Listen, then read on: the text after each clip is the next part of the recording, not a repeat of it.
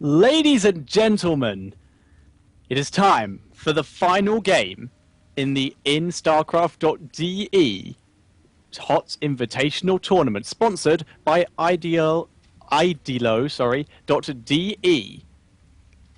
And we've said before this could possibly be the final game. In previous matches, none of them were the final game. It is a conspiracy against me and Martin to starve us into submission so that we easily submit to doing more tournaments. Yeah, you know, speak for yourself. Oh, Sorry. you sneak. Go on, go on. Ladies and gentlemen, spawning in the top right-hand corner of Cloud Kingdom, playing as the Red Zerg, we have Bly. And spawning in the bottom left-hand corner, playing as the Yellow Protoss, we have Sage. Yeah, but it's do or die time. This is what it all comes down to. Nothing else matters, only this game. 250 euros, I believe, to the winner. Everything. Exactly, only this game matters, and we're going to have to see exactly what both these players are going to be able to dish out for. You know, they both are, of course, hoping to at least play their best game of the weekend, if not the week, to get something done here. We see the pool first here coming out for Bly. A little bit of harassment here going down with that probe once again. Sage just being vicious with that. Wants to do as much damage as he can. Is very much being a nuisance there, forcing Bly to lose a little bit of mining time, pulling drones just to be a pain. So now he's actually sacrificing a drone just to chase this probe. This is true. This is very. Bly wants that probe dead. He's being very brave with this drone, and he's gonna just keep this drone here to expand. So it's just sending your drone a little early, I guess.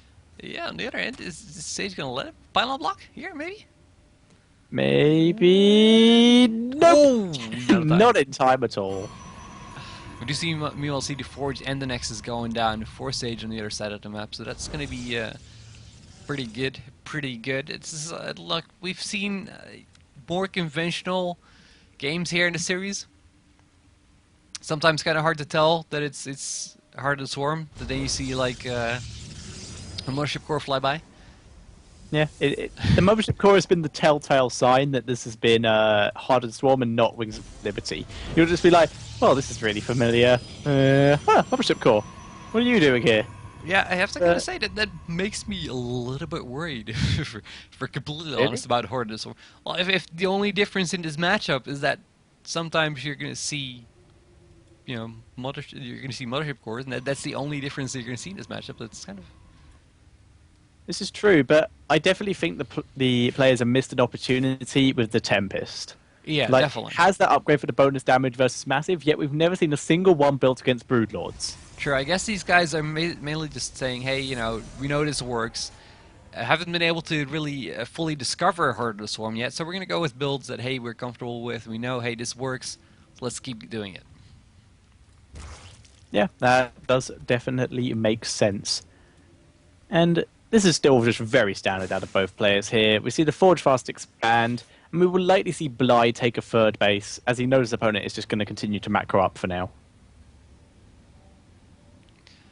Yep, and well, you know, business as usual. Basically, when we see this, we kind of predict that Bly will probably go for a third at some point. Now, we do see now him investing into that speed, so you know, he might go something else. And just saying, you know, usually you expect some kind of third here to come out and to see a tier 3. You know, we do see the Mothership Core now being added on here for Sage. Yep, the Mothership Core does pop out, and that will add an extra defensive layer to what is already a fairly safe expansion for Sage. Yeah.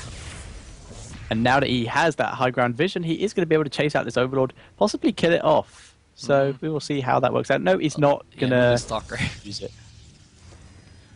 Well, Mothership Core can only attack ground, right? Oh yeah, it can. I forgot about that. Okay. Shit, am I wrong on something again? But no, you're right. You're absolutely right. It's the only air unit other than a Banshee that can only attack ground. Yep. Meanwhile, the first Zealot here getting picked off at the Zealot Tower gets his fair share of links for his trouble though, and a new Zealot replaces him. This time with cover.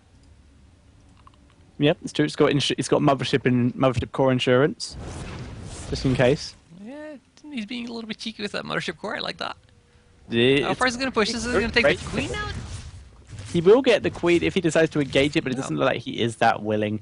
Mothership Core will take the queen in the one-on-one fight, There but wasn't it's another a queen lot of out, help. by the way, so he could have taken that out, couldn't he?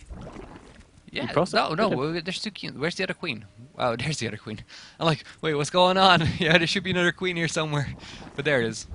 The other queen was way in the main, so, you know, you could have done some damage there. Yeah, absolutely. And once again, the Mothership Core Insurance protecting that Zealot and his possessions from any kind of Zergling harass. Whereas Sage is just continuing, throwing down 4 extra gateways, just continuing to throw down as much as he can. He's about to get +1, so we could possibly see a timing attack. Is there a 4 pylon? Yes, there is, actually. Yeah, this could be devastating. Oh, this pylon is not going to come up. Down it goes. But there is Can't do another that. one on the low ground right now. He should have known, though. He should have known that with 3 lings there, you can't build that pylon. Absolutely. There is one on the low ground, though, so he is going to be able to continue moving in. Lings will try to run past. There is a lot of Lings here. Where did that War Prism come from? Where did that War Prism come on the map? There is a Robotics Bay coming out, so he is going to be able to take up to Colossus during this. But there are now units in the high ground. Warp against so many Zealots right now. This is going to be devastating. Third base will go down because all the units have been pulled to the main to try and defend against this. I think Sage may have won this. He's pushing forward. The third base. Elias has stalled for time until the mutas come out. Zealot. That's the only chance right now. Stalling for time until the mutas come out. There is the Spire. Where are the mutas? Oh, no, Where are the mutas? He needs to build them. He's not paying attention. He's trying to micro 8 mutas on the way. Sage needs to do as much damage as he possibly can until that. How is that Warp Prism still alive? It has no health. He's trying to focus down the lair while he still can. If he can get this, it'll put him so far ahead. Mutas are about halfway complete. Links on the way. He's gonna get the lair. Deck reset, baby. That's 2 bases down, including a lair. And the mutas will come out. They are coming in. They will eventually clear this up. Warp Prism needs to get out of there if it wants to live. Mothership Core will definitely not live. Warp Prism, flee for your life. Let the Spire goes down as well. Another lair being built. Fly basically back to one base and no tech, nothing. Yeah, 1 base versus 2 base. Blinks on the way to defend against these mutas in his own base. Stalker's being warped in at the main. Zealot's still killing off everything. If he gets the spawning pool, that's so bad. Another spawning pool is on the way because now he has no tech at all. He can do nothing right now. He can't even make lings. This is catastrophic for Blight right now. He has to counterattack with these mutas. That's all he can do. But in the meantime, if we have a look back at Sage's base, there's a load of Stalkers out. The front of the base is protected against any kind of Zergling harasser by a Zealot here. And here we go, Bly moving across the map. He needs to do the damage right now. The Spire is on the way again. And here comes the crushing blow at the front door, beginning to move its way forward. The mutas are going to try and sneak around the side to try and get in. And they will get some damage done. There is a cannon, though. He needs to brave the cannon, brave the forces. And the Stalkers don't have their blink yet, but they're still going to be able to do a lot of damage. And Strokes don't care. Yep.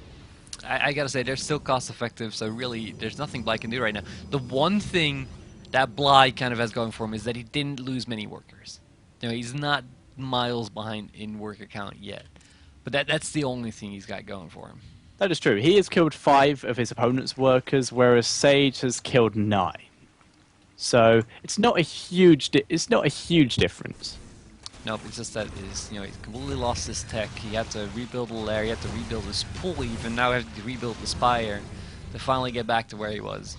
Absolutely, and Sage is now 30 supply ahead. He is moving out though, so these mutas are going to get in and possibly do some damage. No, they're pulling back. Why? Why would you pull back? You can't engage there. Oh my god, there's that many Stalkers. There's still a lot left, so it doesn't even matter. I wouldn't want to go in there for that many Stalkers either. Absolutely, and Sage is about to take his third. Sage is also attacking Bly at his third base as well. This is not looking good. Warp Prism is now out, so he's going to be able to reinforce here. Sage's supply block, but 2 pylons are on the way. Third base will go down. The Spy Crawlers are coming here to help defend. There are mutas, but Stalker's kind of good against mutas. There's a lot of mutas, actually. But this third base will not live long enough. Force Field's protecting against the Lings. Mutas slowly going down. More Stalkers coming in from behind. They've shown their blink. Blinking forward, taking out the mutas. When these Force Fields go down, that third base will be gone. There we go. Focusing down the third base, so that will go down. The Spy Crawlers will not be enough Third base goes down. Spikecrawler 1, 2, and 3 go down. Mutas are just being eaten alive right now. Blink Micro is so strong right now. G from Bly fairly soon. There's not enough he can do really. Where's the warp prism? I'm guessing he is warping in from that. There it is. It's about to join with the rest of the army from behind. So he'll be reinforcing there as well. He has the high ground vision, so he's into the main base. Oh yeah, even food cap right now. Like things couldn't get any worse. Right now, yeah. Sage is streaming towards the victory here. Everything is getting pulled right now. Drones getting pulled here towards these stalkers, trying to get something done there. The Muta's just getting killed off here. He's trying to just do something, but it's not going to be enough. GG! Ladies and gentlemen, for the second time in a row, your in StarCraft.de HotS Invitational winner is Sage. Wow. Oh man, I gotta say, that was intense by Sage. Sage basically turned on boss mode. He's like, yeah, you know what? I'm not gonna screw around anymore. I'm gonna make some Zealots. I'm gonna march towards your third. I'm gonna kill that. Then I'm gonna basically put them on the high ground, kill your main, reset your tech, get your Spire, get your pool, and blast you right back into the Stone Age. And then after that, I'm gonna go home. I'm gonna have some food. I'm gonna make some shit. And then I'm gonna come back. And you're gonna die. Exactly. So great play by Sage here, and I hope you guys enjoyed this this first little adventure with Heart of the Swarm. It was an excellent tournament. I gotta say, some of the highlights have got to be actually for me personally Morrow's games, but maybe I'm just being a fanboy. But he has some amazing series. I would agree. I think Morrow's games were